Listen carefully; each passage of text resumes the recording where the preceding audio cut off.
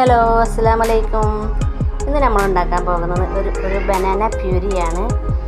ഇത് കുട്ടികൾക്ക് കൊടുക്കാവുന്ന ബെസ്റ്റ് ന്യൂട്രിയൻ ഫുഡാണ്.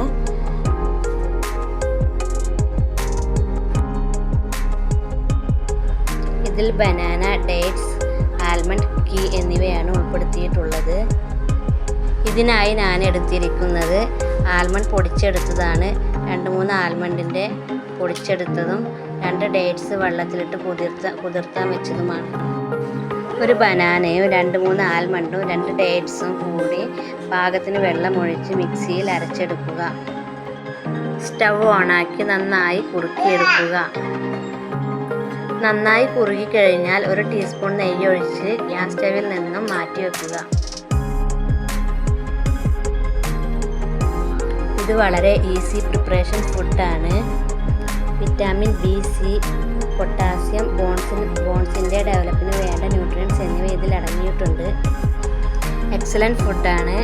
എല്ലാവരും ട്രൈ ചെയ്ത് നോക്കൂ. ഇഷ്ടപ്പെട്ടാൽ സപ്പോർട്ട് ചെയ്യൂ.